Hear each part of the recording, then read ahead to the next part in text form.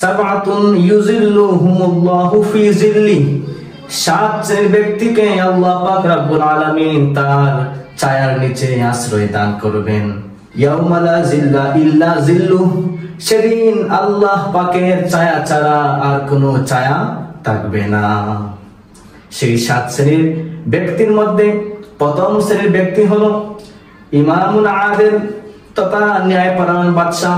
এই ন্যায়পরায়ণ বাদশাকে আল্লাহ পাক রব্বুল আলামিন উনার আরশের ছায়ার নিচে আশ্রয় দান করবেন।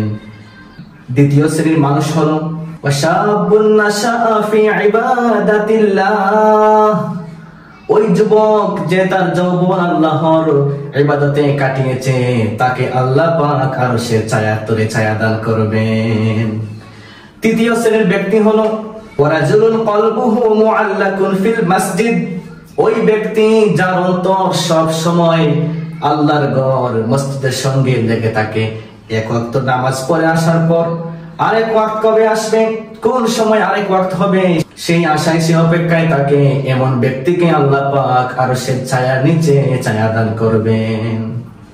চতুর্থ শ্রেণীর ব্যক্তি হলো রাজুলানে তাহাব্বা ফিল্লাহি ইজতামা, ওই ব্যক্তি যারা দুজন আল্লাহ পাকের সন্তুষ্টির জন্য একে অন্যকে ভালোবাসে, তাফাররাকা আলাইহি, এবং দুজন আল্লাহ পাকের সন্তুষ্টির জন্য আলাদা হয়ে যায়, অর্থাৎ আল্লাহর জন্য কিনা আল্লাহ পাকের জন্য ভালোবাসে।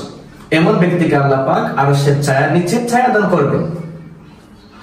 পঞ্চম শ্রেণীর ব্যক্তি হলো ওয়ারাজুলুন যাকারাল্লাহা খালিয়ান ফাফাদাত আইনাহু, ওই ব্যক্তি যে আল্লাহ পাক রব্বুল আলামিনকে একাকী অবস্থায় ডাকতে থাকে, অর্থাৎ একাকী অবস্থায় আল্লাহ পাকের গোলামি করে, আর আল্লাহ পাককে ডাকা অবস্থায় তার চোখ থেকে অশ্রু বের হয়ে যায়, অর্থাৎ অশ্রুসিক্ত নয়নে আল্লাহকে ডাকতে থাকে। এমন ব্যক্তিকে আল্লাহ পাক আরশের ছায়ার নিচে আশ্রয় দান করবেন।